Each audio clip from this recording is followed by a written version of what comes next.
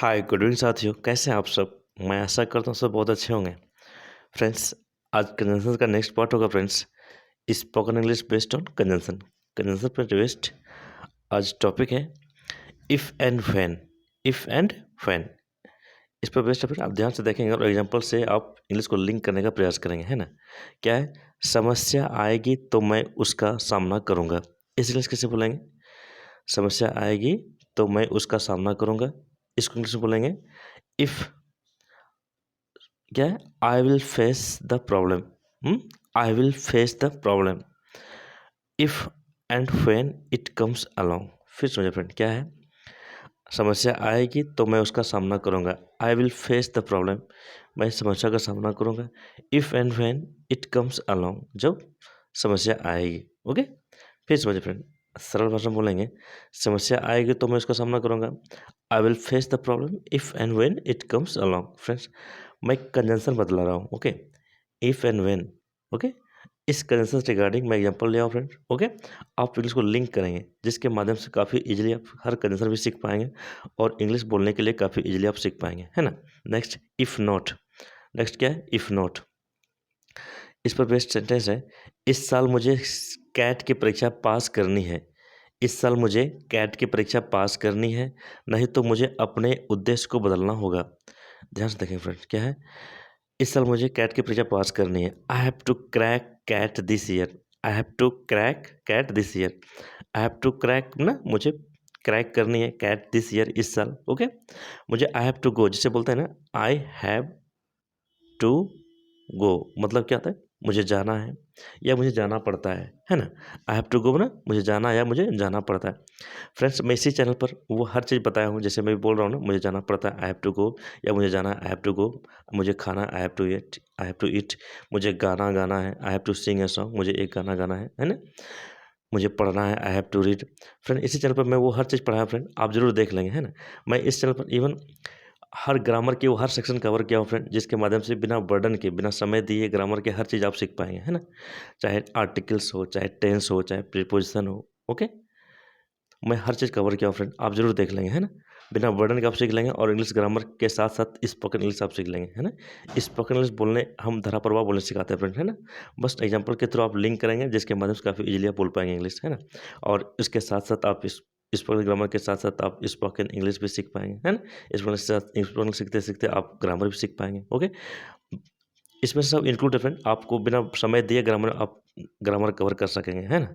आप केवल इंग्लिश बोलने के लिए सीखने के साथ साथ है, आप इंग्लिश बोलने प्रैक्टिस करिए फ्रेंड, आप ग्रामर भी सीखते चलेंगे, है ना। नेक्स्ट है, क्या था यहाँ, इस साल मुझे कैट की परीक्षा पास करनी है, नहीं तो मुझे अपने उद्देश्य को बदलना होगा। कैसे बोलेंगे, I have to crack, I have to crack CAT this year, मुझे इस साल क्रैक कैट की एग्जाम पास करनी है, क्रैक करनी है। I have to crack CAT, मुझे क्रैक करनी है कैट को, दिस ईयर, इस साल। If not I may have to change my target, नहीं तो मुझे उद्देश्य बदलना होगा। ओके, सरल भाषा में बोलेंगे, इस साल मुझे कैट की परीक्षा पास करनी है, नहीं तो मुझे अपने उद्देश्य को बदलना होगा। I have to crack CAT this year, if not I may have to change my target. Okay, next friend, even if. Even इस पर बेस्ड है फ्रेंड, इवन इफ पर बेस्ड है सेंटेंस, मैं तुम्हें प्यार करता रहूँगा भले ही तुम मुझे प्यार ना करो। इसे कैसे बोलेंगे, I shall continue to love you. I shall continue to love you मतलब मैं तुम्हें प्यार करता रहूँगा। इवन इफ, भले ही यू डोंट लव मी, भले ही तुम मुझे प्यार ना करो। फिर समझे फ्रेंड, सरल भाषा में समझेंगे आप, मैं तुम्हें प्यार करता रहूँगा भले ही तुम मुझे प्यार ना करो। कैसे बोलेंगे, I shall continue to love you even if you don't love me. Okay, फिर से बोलिए फ्रेंड, सेंटेंस था, मैं तुम्हें प्यार करता रहूँगा भले ही तुम मुझे प्यार ना करो। I shall continue to love you even if you don't love me, भले ही तुम मुझे प्यार ना करो। Okay, next friend, next slide है, कुछ छात्रों की अनुपस्थित रहने पर भी क्लास होगा। इस इंग्लिश कैसे बोलेंगे, कुछ छात्रों के अनुपस्थित रहने पर भी क्लास होगा। Classes will be conducted, classes will be conducted मतलब क्लासेज लिया जाएगा।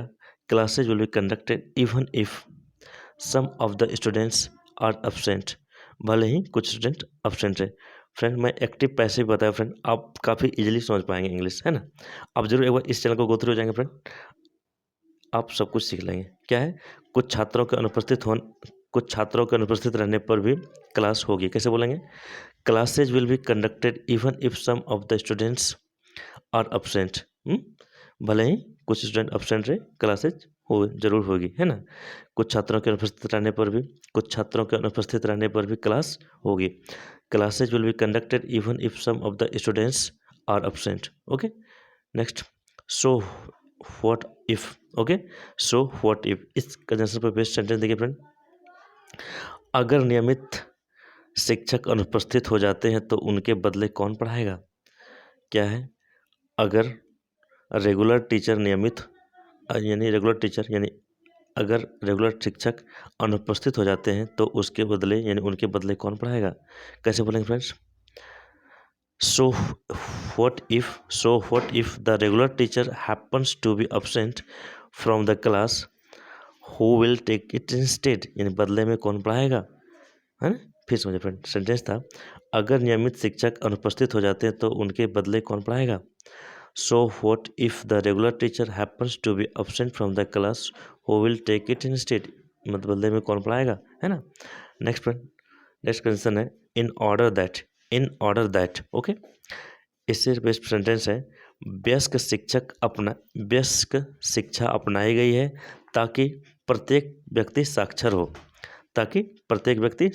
कैसे बोलेंगे? The adult education system has been adopted. क्या सेंटेंस था?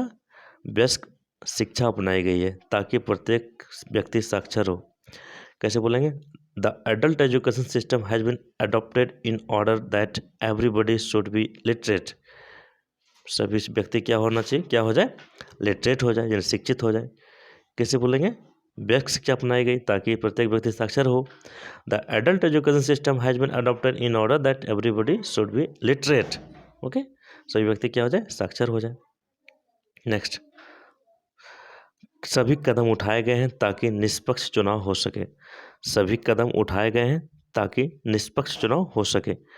All the steps had been taken in order that free and fair elections be held. Okay, फिर सुनिए friend, क्या सेंटेंस था? सभी कदम उठाए गए हैं ताकि निष्पक्ष चुनाव हो सके। कैसे बोलेंगे? All the steps had been taken in order that free and fair elections be held. Friends, आपको समझाने का प्रयास करो फ्रेंड्स, शायद काफ़ी इजीली आप समझ पाएंगे और इंग्लिश को लिंक करेंगे। ओके, इंग्लिश को जब लिंक करेंगे ना, वेरी इजीली आप इंग्लिश बोल लेंगे, है ना। फ्रेंड्स, अब मैं चाहता हूँ इसी चैनल पर लाइव क्लास लेने का। अगर आप लोग चाहते हैं लाइव क्लास हो, जो क्योंकि आप मेरे साथ इंग्लिश बोल रहे हैं फ्रेंड, आप जरूर कमेंट लिखेंगे friend. Thank you so much. अच्छा लगा कमेंट लिखेंगे।